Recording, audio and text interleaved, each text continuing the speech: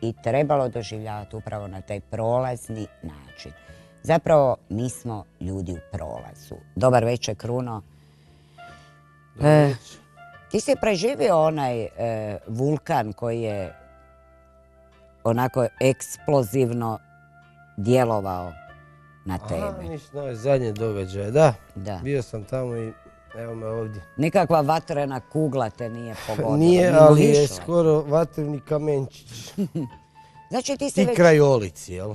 Da, ti si već bio negdje u samoj žiži ovog smaka svijeta. To bi bio moj osobni smak. Kamenčić bi me smaknuo i ne bi me bilo ovdje. Ali eto, malo me ogrebao, tu je zapravo, ali ne vidi se sad. Tu te boli, jel? Da, rana je i... Rana nije vidljiva, ali postoji. Da, i osjetna je. Krajolici, jel? Mijenjanje krajolika i nije rješenje, kao što si rekla, niti je ikakav istinski bijeg. Sav krajolik nije nigdje, reče davno osoba sa velikim O i ne ostade živa. I ubiju je. Ne, jer se usudila reći nešto. Umro, jer je bio bolestan.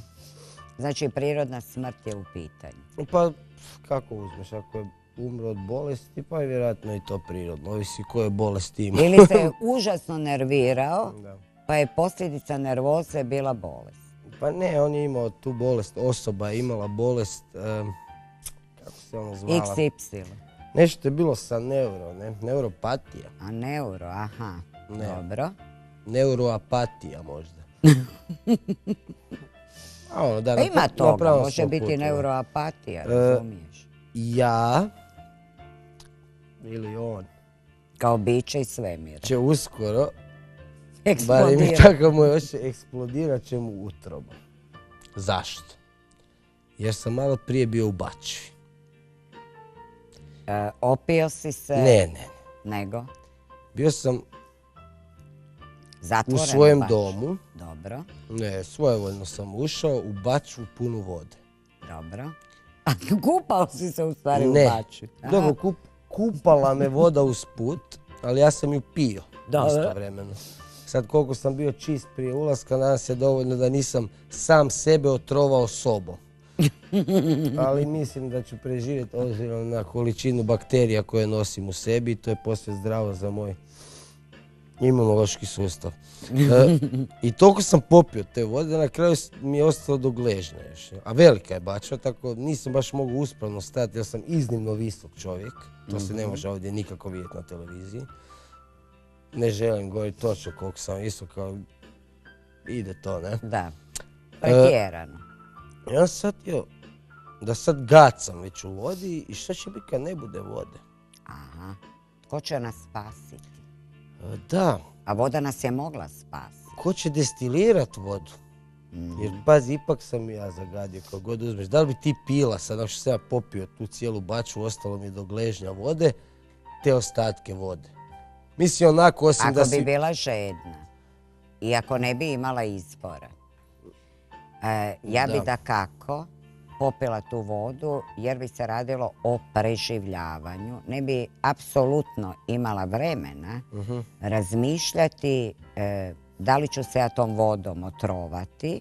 Jer mi smo ovako i onako svi otrovani, ako ne ničim informacijama. Kad zagusti, strahom smo otrovani, razumiješ, zato što sve informacije su prepune straha. Onda kažu dalje nema, a dalje uvijek ima. Jer to je ovisno koliko ti, to ne ovisi o tome koliko ti seže pogled. Jer po pogledu mi kratko ne stižemo daleko. Tako je. A mi večeras upravo pričamo o onome što se zove bijeg od samog sebe, jer ne možemo negirati da se to oduvijek događalo, da su ljudi pokušavali otići znaš, neki su otišli u daleke zemlje, neki su promijenili samo stambeni prostor u istom gradu. Neki su bježali od stvarnosti. Neki su takozvani eskapizam, jel? Bilo je bjegova i bjegovi se događaju, ali i često su, kao što si rekla, vezani uz promjene krajolika. Neko je bježao od zakona, neko je bježao od povjerenja u nekoga. Zamisli koliko vrsta bjegova ima. Da, sve je tu i ispada da sve što dobijemo ili si napravimo ili nam se dogodi ili s kim god jesmo, pa šta god radili, da od svega bježimo. Dakle, možda da ništa bi bilo bolje da ništa ni nemamo, onda ne bi imali od čega bježati, ali to je opet jedna nemoguća situacija. Tako da, bjegovi su naša stvarnost. A da li su potrebni? Očito određenom čovjeku u određenom trenutku nije potreban svojevrstan bijeg od nečega, od nekakve situacije koja mu nije ugodna, pogodna, po volji ili nešto još gore. Samo je pitanje o kakvoj se vrsti bijega radi. Ovi načini bježanja koje smo ovdje naveli i koji su dakle zapravo ne polučuju rezultate, kao što su promjene mjesta gdje boraviš ili ostaviti nekog, bježati, to je sve zapravo bez puno veze, u smislu da bi donijelo nekakvu promjenu od nas, jer ne možemo pobjeći od sebe i onog što se dešava u nama, tako da je to apsolutna glupost. Tako da ne znam, koji bi bio drugi način bijega, da li je, dobro si pitala, da li je bijeg uopće potreban. Možda bi to bolje bilo nazvati nekim drugim nazivnikom. Pa gledaj, ljudi kad se loše osjećaju ili kada se na njih vrši pritisak, pa kažu ljudi ničim izazvan. Recimo stanuješ negdje, ima masu situacija o kojima slušamo. Sagradiš si dom, kuću, stanuješ u njoj, urediš svoj vrt, što već imaš i živiš spokojno, pod navodnicima, jer spokoj ovdje apsolutno je jedna imaginarna riječ.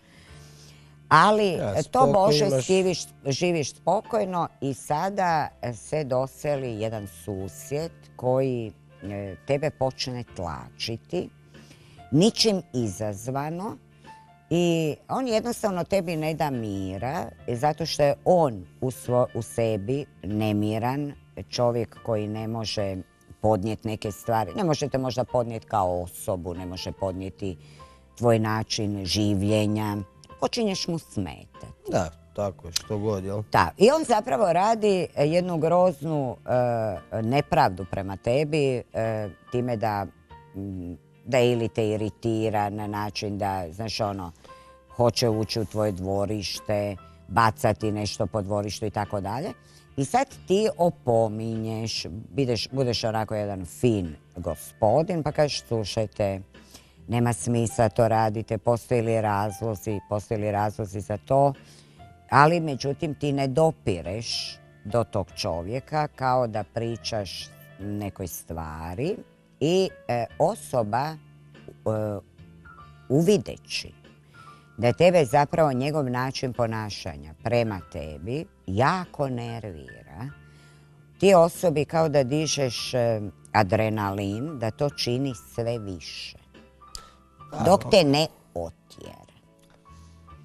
I sad ti pod presingom jednog takvog života nemaš izbor, jer ako zoveš institucije, one se ne mogu time baviti. I opet ne dobivaš ništa, opet si pod lupom, da li će ti ovaj... Da, dok te ne takozvani nasilnik, jel, i taj koji to već radi, baca iz suclane bombončiće ti po vrtu, dok ti ne naudi, dakle neće niko reagirati, jer kako će ti vjerovat? Ko bi uopće reagirao? Da, ili ti mora nauditi, to mora ti jako nauditi, ali onda ako ti naudi, uzme se izvješće, zapisnik i kaže, to ćemo predati na sud. Da, mora se nešto dogoditi da bi se reagiralo. Tako je. Međutim, tebe takva jedna osoba, takvog karakternog tipa, znači, ajmo reći, to je već jedan nakaradni karakter koji uživa u nečijoj muci, patnji, da proizvodi muku i patnju, kao da je nema već dovoljno. A što će reći sadisti? Tako je. Potencijalni psihopat. Tako je. On tebe na taj način prisiljava ili da ti zabavljaš njega svojom nervozom dok ne dobiješ eventualno moždani udar, srčani čir i tako dalje. Ili te prisiljava da ti napustiš mjesto svoga stanovanja, tamo gdje si ulagao sebe, gdje si gradio ljubavlju, odvajao svoje financije, štedio i tako dalje. Jedva dočekao svoj ili mir. da lagano jednog jutra prošećeš do šupe. Ako imaš i onak uzeš sjekiricu. I to se može dogoditi. Pazi, naravno, zato ima toliko nasilja, jer ljudi ljude izazivaju bespredmetno, zato da bi zadovoljili svoje vlastito nezadovoljstvo i prisiljavaju nedužne stanovnike ove zemlje. Kojih ima nula. Dobro, još ih uvijek ima, ali da napuste svoje gnijezdo, pa nismo mi lastavice, razumiješ, da mijenjamo. Sad, to je jedna situacija koju smo opisali na način što se mnogim ljudima događa, što se može iz života iščitati, jer ako slušaš ljude, onda puno toga čuješ. A što tada učini? Da li je bolje zaista napustiti svoje gnijezdo ako nisi u stanju osobi objasniti jer ona ne poima što ona to radi, to Bož, nije joj jasno, ili u nekakav konflikt, fizički obračun se ne isplati ići, nikad ne znaš ko je ko. Da, ne bismo to savjetovali. Tako je. Ako ideš preko institucija, dugo ćeš čekat, možda do tada već i umreš, jer je pitanje, s obzirom koliki se tuže, kad ćeš doći na red. I još onda piruješ vatru ovom koji izaziva, da on još gori bude, onda on počne prijetiti. Tako je. Ili je bolje skupiti svoje stvarčice, staviti pinclek na rame i, znaš, sa onih par stvari u svom kamiončiću, put pod noge, pa gdje te bura i vjetar odnese.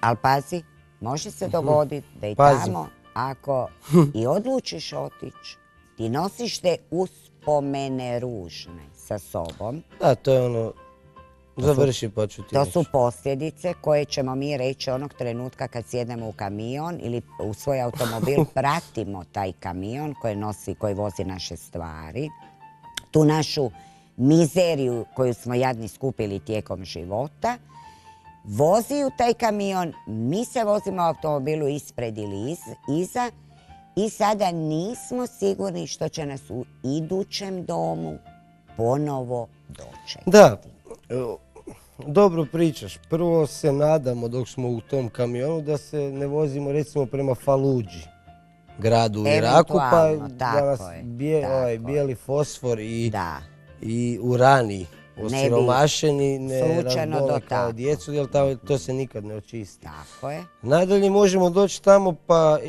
prije nego što nas dokrajče osiromašeni urani i eventualno bijeli fosfor koji su ovi ljepotani bacali po narodu. Nedužnim ljudima. Pa da, većina i po njima naravno. Dobro. Jasno se može dogoditi da nas tamo dočeka sličan ili isti ovaj koji nas je potjerao. Problem. Moj osobni stav koji je čvrst koliko god jedan stav može biti, ja ne bi nikad otišao.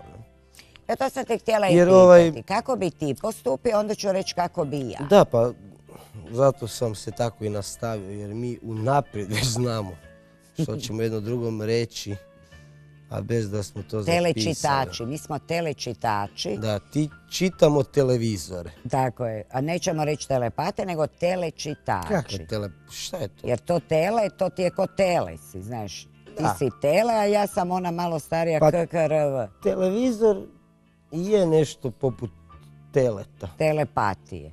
A ja koji ga gledam, a gledam ga i ovdje, nisam ja. Ja sam već u njemu, dakle ja sam dio teleta. Danas bi mogli zapjevati. Dio sam teleta, ali i gledam pa sam dodatno... Pazi, teletina je još uvijek na cijeni, junetina nešto manje, razumiješ me?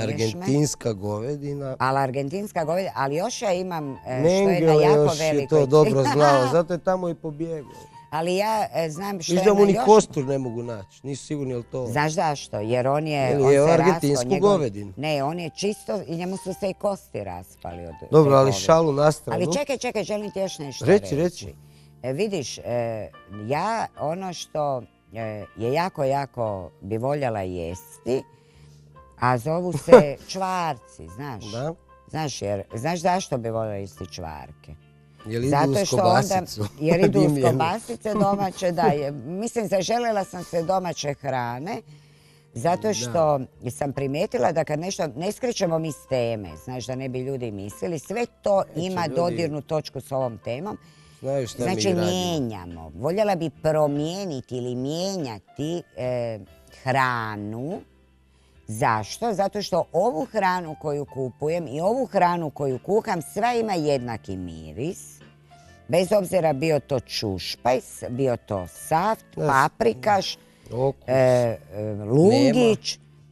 Znaš, onda bi voljela koji čvarak domaći, pojesti domaću kobasicu, malo domaćeg, jer onda bi možda ovi čvarci koji su mi procvrljili u glavi od sve iste hrane, možda bi mi se oporavili. Ma totalno slažem, znaš šta, pojeo bi svinjetinu, taman da znam da je u njoj trihineloza, rađe nego... Domaću, jel tako? Domaće. Pazi, već ne znam kako domaće pile izgleda. Domaće i jače. Domaće je domaće, je i puno je jače i puno kvalitetnije. Bar ona juhica, znaš, kad ju kuhaš onda miriše. Nekad je cijela ulica mirišala kad je netko kuhao juhu domaću ili je radio neki paprikaš. Onda se već po mirisu znao točno što čovjek kuha. Sjećaš se tih vremena? Vidiš. Sad gledaj, uzmi primjer jedne promjene koju ćemo mi završiti. Ti si rekao ja ne bi nikada otišao, ja ne bi isto. Ja ne bi otišao, ja bi se naprosto stavila... Što bi učinila? Evo, ja bi ovako. Ja bi jer sjela... Mogu samo jednu stvar reći. Izvoli. Sad pričamo još o bježanju koje je izazvano vanjskim utjecajem. Tako, to je bježanje zbog vanjskog utjecaja, zbog ljudi koji vrše pritisak na drugog čovjeka, ničim izazvani, ko zna iz kojih razloga u njihovoj glavi šta se preokrenulo. To je ta vrsta bijega. Tako je. Ja bi ovako, ja bi sjela, ja bi jako dobro, jer se nikad ne bi pomakla, bi promatrala tu osobu, dala bi si mirnog truda promatrati, da vidimo kakvom je čovjeku ili kakvim je ljudima riječ. U tom promatranju bi vrlo staloženo pronašla razlog i onda bi vidjela zapravo što njega navodi na to što čini prema meni, a mogao bi biti divan susjed ili prijatelj sa mnom, onda kad bi našla taj razlog, prema tom razlogu bi postupila. Ja bi se recimo grohotom smijala ljudima koji druge izazivaju da bi sebi punili onu dušu koju više nemaju. Znaš, onu prazninu, bjesnoće u sebi, jer šteta što nisu cjepivo protiv bijesnih izumili, ali ne protiv bjesnoće. To je protiv bjesnoće, ali protiv bijesnih. Može im dati to. Evo, sve me svrbi. Ali ja ne bi sebi dopustila da me slomi netko zato što misli da je fizički jači, jer fizičku jakost ili nečiju pakost, idemo to tako nazvat, uvijek mentalni sklop drugog čovjeka može pobijediti. To je znači ja bi mentalni sklop te osobe koja vrši tu jednu radnju prema meni, znači da mi stvarno napravi loše, ja bi mentalni sklop te osobe vrlo mirno promatrala. Znači, danas ljudi ishitreno žive, govoreći ovako, ja to ne mogu izreći, to dugo trpim, pokušala sam na sve načine i najbolje mi je da odem, jer počeli su mi pucati živci, nitko mi ne želi pomoći i naravno da ljudi u tom svojevrsnom bijegu pokušavaju pronaći izlaz. Ali prije potražnje za takvim izlazom trebali bi jako dobro razmisliti da tamo gdje eventualno žele otići, da ih tamo može potpuno identična situacija dočekat. Da. A tako bi cijeli život. To je ono što smo rekli na putu prema Faludži, jel? Da, u tom se radi. Mislim, moja reakcija da ne bi otišao vrlo jednostavno, jer prvi razlog i najbitniji, jer nema smisla i kamo ići, upravo to. Mislim, ovo što sam naveo, što je rekao osoba davno, sav krajolik nije nigdje ili isti, ili kako god okreneš, uvijek ćeš doći možda, vjerojatno, ne, do slične situacije, slične priče. Dakle, nemam potrebu odlaziti. Sad ove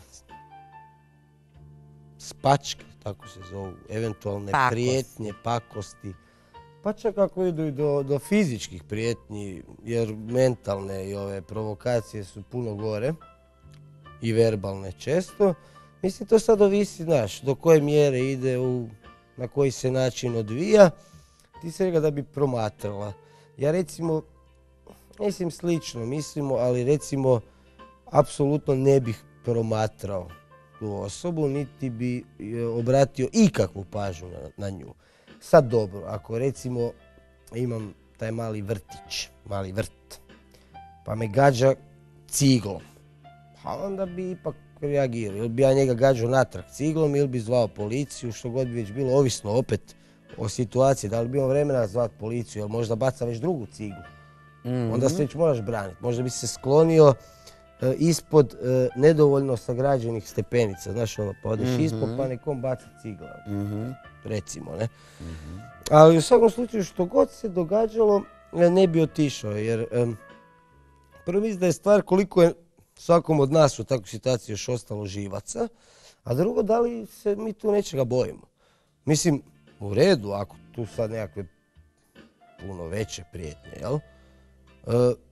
Pa se onda možda pobojimo, pa pomislimo, možda bolje da se maknemo. Ali opet, zdrav razum nam govori, pa i nekakva logika čudne vrste, ali opet da bilo gdje možemo ne ići na to, da možda se maknemo iz svoje kuće i onda nas na sred ceste napadnu 3 balava maloljetna huligana. Da. Evo recimo, jel? Tako da ja prvo ne bi promatrao, bježat, a sad nemam ni di bježat, sve je to isto, jel? A nadalje reagirao bih ovisno o trenutku, jer ne bih trošio svoje vrijeme sigurno proučavajući na neki način, tim promatranjem i analizom zašto i kako on to radi, ne bi gubio svoje dragocjeno vrijeme.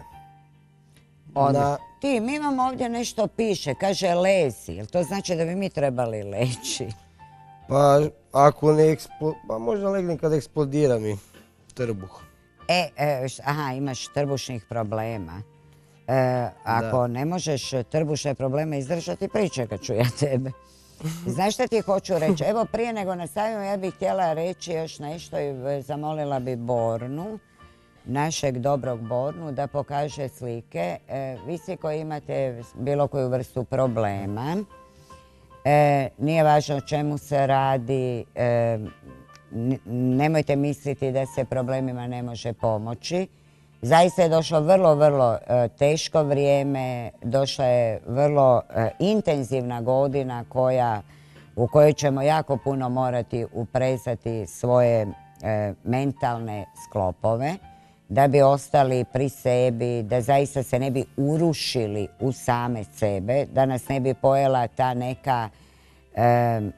neka deprimirajuća slika do krajnosti, jer to bi se vrlo lako mnogima ove godine desilo, da zaista čovjek više ne zna kuda, s kim, zašto, na koga se osloniti, jer su stvari krenule po zlu već davnih godina, a vjerojatno će sad to i kulminirati.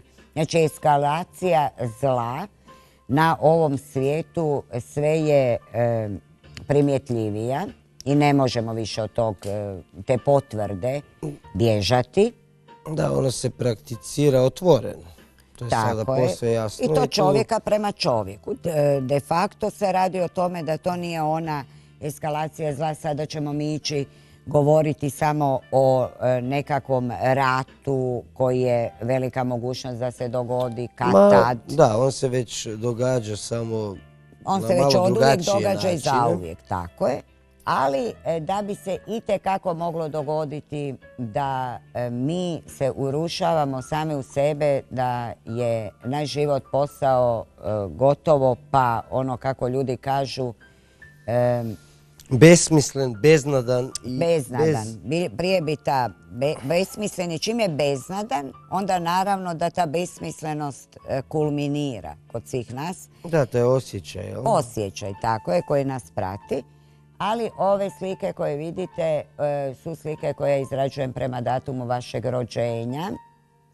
Upravo za to da vam u životu služe određenoj svrsi u vašim domovima. Ne radim ove slike, ovo je samo jedan primjer, nego za svaku osobu upravo po datumu njezinog rođenja radim sliku za što je ta slika potrebna, jer ona i sadrži u sebi te elemente koji na vas djeluju, naravno u smislu ili da vas umiruju, znači pomažu. Ajmo reći da su to slike pomoći, kako se i kroz slikarstvo može pomoći čovjeku, jer sve ovdje postoji sa svrhom, a ne zato samo da bi se mi zabavljali hobijski ili zarađivali kroz to masne pare. Tako je, nego postoji, sve na ovom svijetu postoji zato da posluži nečem i na taj način treba posebice ove godine gledati na život. Svi koji imate bilo koju vrstu problema i došli ste pred onaj najogromniji upitnik svog života, kako ću dalje, ima li meni uopće više dalje, mogu li vidjeti pomoć bilo gdje, itekako se može pomoći jednom dobrom uputom, jednim dobrim preporukama, usmjerenjima na koji način bi vi trebali početi drugačije živjeti, funkcionirati, podići si taj vaš nekakav životni rating, standard i sve ostalo. Možete se javiti u centar Vera Čudina svakog dana od 11 do 19 sati i pomoćnice će vam objasniti na koji način se stupa u kontakt s nama i na koji način mi pomažemo za vas koji to još uvijek ne znate. To vam govorim iz razloga što je ovo zaista jedna godina u kojoj će se stvari okrenuti, ono kako kažu, naopako. Pa ove godine ono tko jači taj kvači će doći do najvećeg izražaja više nego svih prethodnih godina, jer se ove godine počinje stvarati jedno novo biće, jedan novi čovjek, zato vam to i govorim, da opstanete u svom razumu, u svom mentalnom dijelu, jer ako tu u centrali koja zove se glava, zaista svi odemo, onda sve ovo što imamo neće služiti ničemu, propadat će, jer ga neće imati tko ni održavati, jer loša glava loše sve primjećuje i još lošije održava. Zato se ajmo svi malo po malo ove godine buditi i spašavati. A tako da od 11 do 19 brojeve telefona centra imate na ovome, pa poslužite se i time. Ko želi naručiti slike može u centru. Ko želi doći u školu koja se održava, također može putem ovih telefona se predbilježiti pa dobiti svoj razred, kako ja to kažem. Vrlo nam je zanimljivo u školi, najiskrenije i na jedan način se učite na novi način živjeti, izlaziti iz svojih teških, kritičnih situacija, kriza i svega onog što vas je zateklo u ovom životu. A mi ćemo sad dalje povodom ove teme. Mnogi ljudi se jako često loše osjećaju u svojoj koži. Da, i onda dođu u bezizlaznu situaciju. Znaš, onda kad kažu došao sam do zida. I sad ovo sve slušam što govoriš i malo si usput razmišljam koliko ja to uopće mogu. I sposoban sam i sjetih se, možda treba opet graditi zidove. Ja si mislim, ma ne, pa ko bi gradio zidove, pa jedva smo se riješili mnogih zidova, još i taj berlinski koji je kao bio zadnji, ali onda se sjetim, pa ne, nije bio zadnji neki dan, danas grade zidove, spajaju naselja, baš sam pročitao vijest. Ah, zanesenjaci. da, zlih namjera. Tako da bijeg kroz zid ne ide, jel? Kroz zidove još ne prolazimo. To je ono glavom jedino kroz je zid se David ne može. prošao. Ali ne Ike, nego Copperfield. Ali dobro. Da. A ja ne bi volio proći kroz zid. Ne na način na koji je to prošao David Copperfield. A ne bi ni na ovaj običan način htio probati proći kroz zid, da ne lupim glavurdom u zid, ne? E onda kad vidim zid pred sobom, znam ja da je nešto iza, ne? Mora biti nešto, neki prostor. Ali ja do tamo ne mogu, jer su mi digli zid.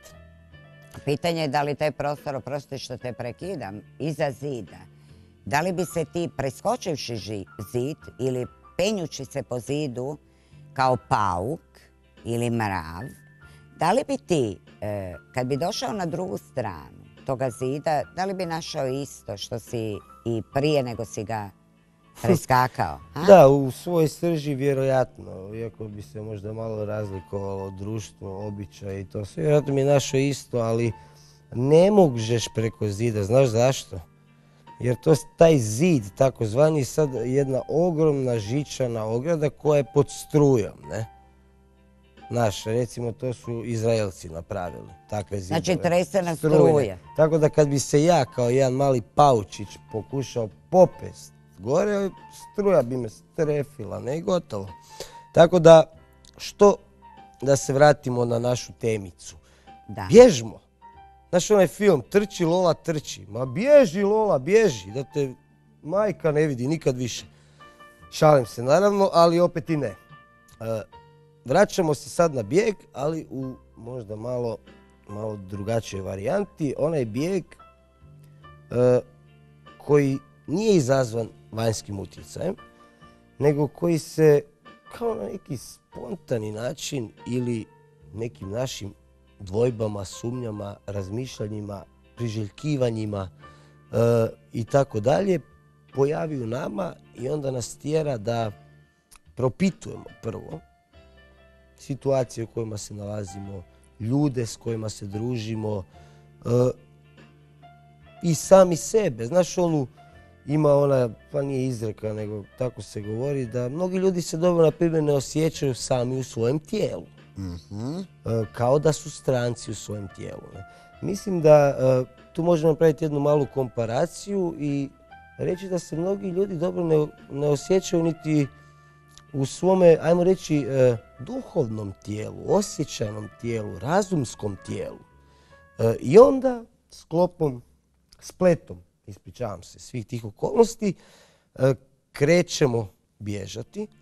Opet i iznova na ovaj isti način kao što smo bježali zbog vanjskih utjecaja, tamo u neke šume, mijenjajući krajolike, boravišta, ali ti si to jako dobro napomenula, ono što se dogodilo, ono što je, uvijek ostaje u nama. Mislim, to je prejednostavno i presmiješno da bi se uopće pokušavalo provesti u djelu, u smislu da zaista pomislimo da ćemo pobjeći od neke životne situacije ako promijenimo, na primjer, mjesto na kojem se dešava ta situacija. Možda hoćemo, ali to je stvarno samo privremeno. Tako, privremeno. Jer situacija smo mi, događaj smo mi, čak smo drugi čovjek, na neki način mi, ako smo u tom nekom odnosu, u tom nekom subivanju, tako da nema smisla ikamo ići, osim možda na izlet, a to je opet neka druga kategorija. Dakle, pričamo o tome da mi bježimo glavom bez obzira. Stvarno tako. Kuda? Upravo to. I od čega? Kamo mi bježimo? Jel? Kuda i od čega su dva osnovna pitanja. A apropo ovoga, znači, zapamtimo kuda i od čega bježimo. Da li zaista bježimo od onoga što nas tlači, što ne možemo čemu ne možemo pomoći? Da li mi bježimo zato što ne znamo što bi napravili, jer smo se toliko već izbezumili da i izlaz da postoji, mi ćemo ga previdjeti. da li naš bijeg će nama doista pomoći ili će nam odmoći na kraju. To ćemo, ako se uvjerimo, možda biti prekasno, a povratka više onda nema. Znači, kuda bježimo i da li ono što doista nismo u stanju izdržati možemo također okrenuti sebi u korist. Ako smo dovoljno ne samo spretni, nego ako nam je dovoljno ostalo živaca, akcent je definitivno na našim nervima, koje su kao tanke žice, već samo što ne puknu do kraja. A ja ću se vratiti na ovo da se ljudi loše osjećaju u svom tijelu i sjetio se me sada. Recimo, uzmi primjer kad se čovjek rodi i on izgleda kao muško i tako dalje. Međutim, često puta si također čuo da se on u svom tijelu ne osjeća loše, da on osjeća kao da je žensko. Evo tu isto imamo milijardu osuda, kaže se, znaš pa valjda čovjek najbolje zna kako se osjeća u sebi, jel tako? Zašto mu drugi pokušavaju objasniti vlastiti osjećaj? Da, to su već nekakve primitivna nametanja. Ne bi se u to miješao, ja sam to najviše spomenuo u metaforičkom smislu. Zato što uistinu mi se čini da se radi o nekakvoj kombinaciji datih ili trenutnih okolnosti. Dakle, ovo da li možemo nešto podnositi i ne. I nas samih, dakle sada više u ovom psihičkom, emotivnom, duhovnom, nazovemo smislu, stanja stvari, kakvi smo, i kakvi želimo možda biti, a nismo. Mislim da se o tome radi. A da je jako teško bilo kome od nas, što je s jedne strane prirodno, prihvatiti sebe u potpunosti i sve ono što eventualno predstavljamo. No međutim, bijeg, kao što smo rekli, koji je tada ništa nego pokušaj bijega, i to od samoga sebe, neće donijeti promjenu nas. Mi ćemo i dalje ostati, dakle, u svojoj najvećoj mjeri. Ono što jesmo. Ono što jesmo. Tako da bi bilo možda puno zdravije, razumnije baviti se prihvaćanjem i shvaćanjem toga što jesmo i nadalje primjenjivanjem toga što jesmo u vlastitim životima i dakle, cjelokupnom djelovanju.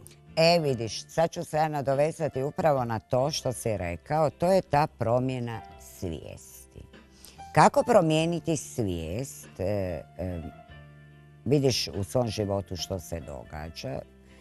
I sad, naravno, da te to ljuti, da često puta bi, znaš najradije otišao u šumu, najradije bi, znaš, nikad se više ne vratio kad odeš. Da, pomisliš, pa kako ja to reagiram, koji sam ja živčenjak. Tako. Ja bi baš da sam mirna osoba. Tako. Ali nisam. Tako. Ali gledaj, sad kako promijeniti svijest prema onome... To je ta promjena, da. Kako promijeniti svijest prema onome što te istinski u dubini samog tebe jako, jako smeta. Da više ne možeš psihološki izdržati, jer tu psihičku napetost ljudi ne mogu izdržati. To ih čini psihomotorno nemirnima.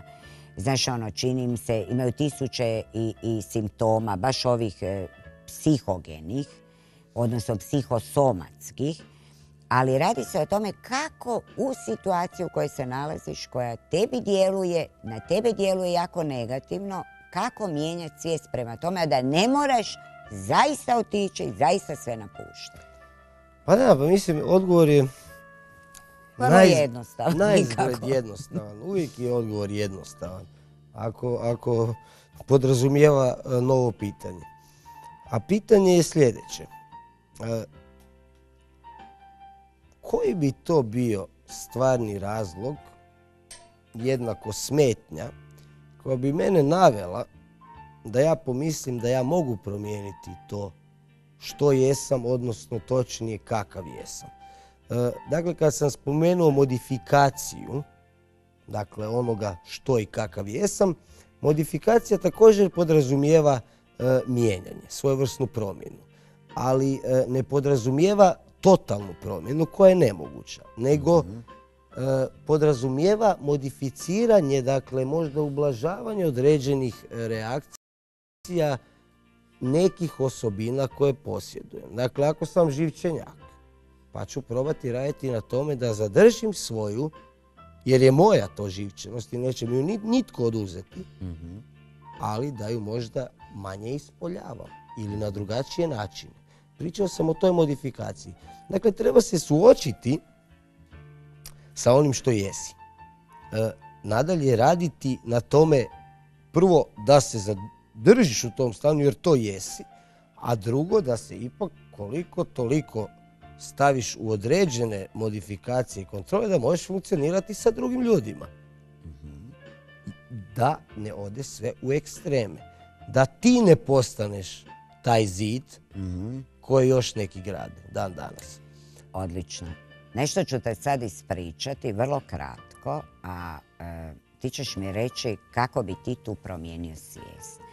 Ako si ti bio čovjek koji je cijeli život bio na dispoziciji pomaganja, znači ako si vidio da je netko se srušio na cesti, u susjedstvu i tako dalje, ti si naravno prišao. Ako si vidio da netko nema kruha, ti si mu dao. Ako si vidio da dijete plače, ti si ga pitao. Međutim, zamisli desiti se ovakav slučaj koji je, ne da može zgroziti čovjeka kojem je još ostalo srce, nego može onoga toliko negativno pogoditi da on jednostavno više ne zna, znaš kad kažeš ono, to ipak ne možeš neke stvari vjerovati da je u stanju čovjek spram čovjeka činiti, jer to ni zvijer prema zvijeri ne čini, s obzirom na ovo što ću ti ispričati. Znaš kad je jedan gospodin, nije važno čim se bavio, nije važno je li je bio dobar ili loš, ali je čovjek. Važno je da je živio svoj život, osnovao svoju obitelj, došao u određene godine života, obolio, ali je, znaš ono, kad veli ovaj voli piti, ovaj se voli drogirati, ovaj voli žene, uvijek ima neku etiketu. Mi smo jako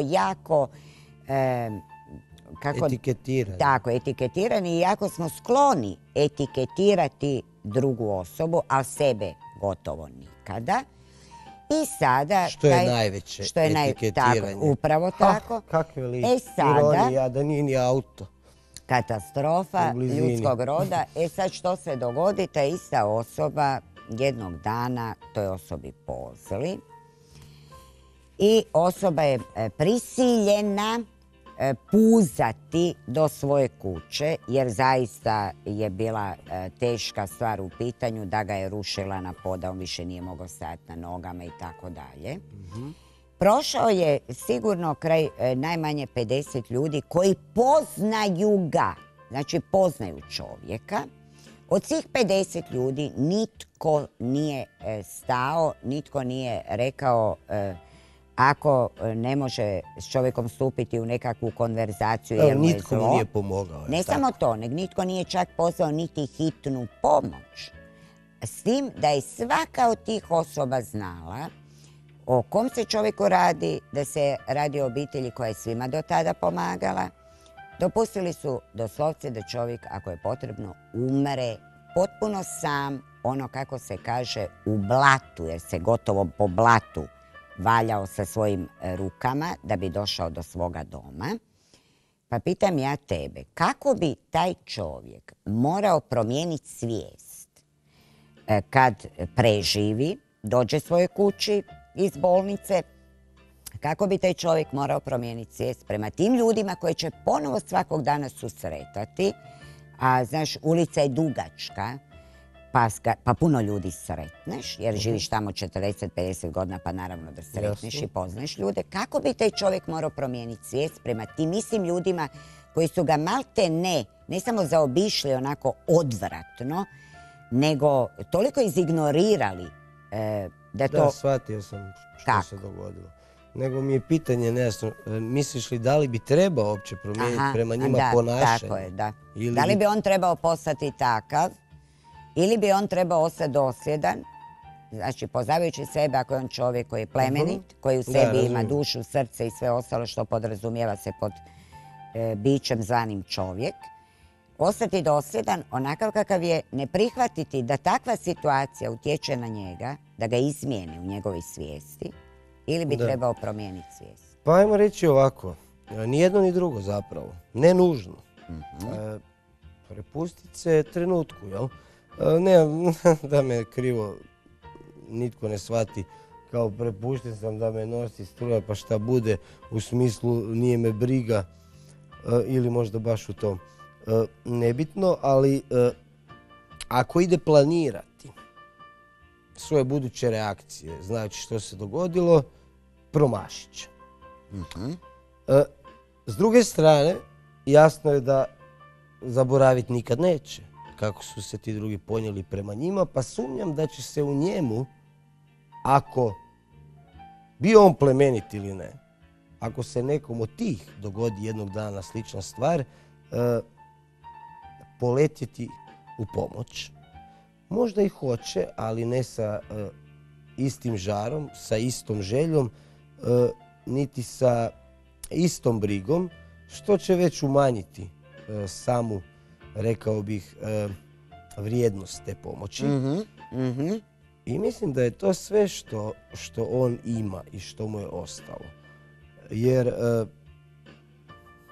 teško je reći, ali tu nekakve pravde, ne? Ili nekakve ravnopravnosti, kako bi to rekao, da se stvari poslože na svoje mjesto ili da to nešto znači, da se prokaže taj njihov hladni postupak, potpuno lišen bilo kakve empatije, i to još za nekoga kojim je poznat. Gledaj, njemu se ne da stati na kraj. Jedan pojedinac kao taj čovjek, po meni, se ne bi trebao previše baviti tom stvari, tim slučajem, koliko god je bio pogođen. A to je iz jednog jedinog razloga. Jer moje mišljenje je da neće tu ništa postići. Ništa što bi njemu izliječilo, da tako nazovemo, njegove povrede, ove više emotivne vrste. Ove je srećom, dakle nesreću koju je doživio je preživio. Dakle, dobra stvar jedna. I nastaviti živjeti po svom. Kvaka je u jednoj stvari. Da li je ikad računao na njih? Da li je ikad znao te ljude? Da li je znao kakvi su?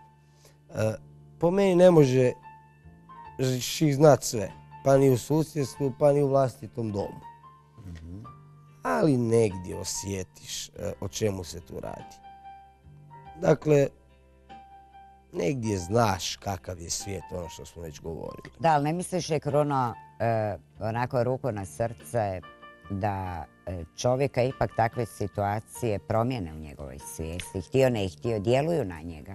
To sam već naznačio. Dakle, možda čak izostane njegova pomoć njima. Ali to je ono što mi želimo izbjeći. Da, ali kažem, na njemu je. Ako izostane, možda on bude prozvan od strane drugih, ako izostane njegova pomoć. Da, ali pazi. Ali, dobro. Izvoli. Ne, reci. Ali pazi, ako ti imaš srce, a imaš ga, i srcu ne treba nalog da bi ono reagiralo, da bi nešto učinilo, srce te vodi samo. A gledaj, ti možeš reći za sve te da nemaju srce, ali oni će to zanijekati. Pa gdje smo onda opet? Dakle, to je utrka štakora. Koji vode kolo dok ne dođe mačkica. Da, ali zamisli ti koliko je to zapravo, ja nemam ni naziv za to što je to, koju bi riječ upotrijebila, da imaš srce, ne bi prošao. Stao bi, da ne bi prošao, pa to smo puno puta pričali. Ali čekaj, ja sad govorim direktno o svijesti. Djelovat će na promjenu svijesti tog čovjeka, htio ili ne, jer će mu ostati tako jedna gorka pilula uspomene, da je on morao puzati kraj tolikih ljudi, raskrvariti sebe da bi došao do pomoći. Da, i ja ću utvrditi da, nažalost, ostavit će takav trag na njemu. I na cijeloj obitelji. Nažalost ostavit će, jer da ne ostavi zapravo ne bi bilo problema. Gledao sam neke stvari, ljudi su preživljavali atentate. Nakon toga nisu bili isti. Dakle, nešto je u njima kliknulo i rekao sad me više nije briga za ništa. Ja sam preživio atentat. Neki su reagirali baš na taj način. Dakle, ja sad idem, više me ne zanima, mogu. Dobio još veću hrabrost, recimo, i eventualnu moć, jel, u svojem djelovanju, ponašanju. Tako da, bilo bi bolje da nije to toliko primljeno k srcu vlastitome, nego se dalje opet baviti sam sobom. Jer gledaj, bilo bi krasno da mu je netko priskočio u pomoć. Ali ako nije, možda bolje da onda pripiše zaslugu vlastitog preživljavanja samome sebi. Bravo, to sam čekala da kažeš. Ako zaista smo došli do toga da moramo bježati od samih sebe, da drugi vrše tolike, došli smo do kraja emisije. Zato nemojmo bježati. Točno. Da bismo znali si pomoći. Točno. Jer ako bježimo sami od sebe, onda nikad zasluge nećemo niti osjetiti koje smo, a vidimo da nam drugi ne pomažu. Tako je. Ko će nam onda još pomoći? Tako je, zato ne želim reći. Evo, došli smo do kraja prvog dijela emisije, ja ću vam još na kraju zaključiti. Davno smo slušali rečenicu u zdravom tijelu zdrav duh, jel tako? Međutim, ja bi to ovaj puta preokrenula, u zdravom duhu zdravo tijelo. To znači, ljudi moji dragi, dok ste vi svi duševno otvoreni prema svim situacijama svoga života, dok ste puni u sebi, puni srca, punog srca i pune duše idete kroz život, ne morate se bojati budućnosti, ne morate se bojati da li će itko ikada vam pružiti ruku. Naravno da ćete se tisuće milijardi puta razočarati, da ćete reći nikad ne bi očekivao da će netko postupiti prema meni tako, a nisam mu ništa učinio osim dobra. To je upravo jedna užasno velika ljudska prevrtljivost koja je ovdje i sada i uvijek će biti prisutna. Ali njegujte svoj duh, nemojte da situacije ljudi oko vas i njihov način ponašanja djeluju na vas na taj način da vi bježite od sebe. Nego ostanite takvi kakvi jeste na mjestima na kojima jeste i mijenjajte svijest prema osjećaju iznutra. Kada vam se netko istinski zamjeri i niste u stanju više funkcionirati, kao što je Kron rekao kod atentata, slijedite taj osjećaj iznutra. Evo, Kron, nemaš li ti još što reći? Pa da, ne, upravo to. Njegujte to nešto u sebi, osobu potencijalnu, poput one osobe koju smo spominjali u sebi. Tako. Nemojte njegovat lice. Bravo, da. Kreme je lako nabaviti, jel tako? Da, ima kremice, koliko god hoćeš. Ljudi moji dragi, prvi dio emisije, eto, po meni je dosta brzo završio. Da, baš je prošlo, podmazali smo, podmažite se i... Uzeli smo dobru kremu za lice, za obraz. Za naličje. Drugi dio emisije nakon manje pauze, pa ću ja sama razgovarati, telefonski kontakt, malo vam pomagati, usmjeravati koliko je to u mojoj moći i dati vam na znanje što je bilo dobro da učinite, što ne. Pa do drugog dijela emisije osvježite se malo, pa se ponovo vidimo večeras.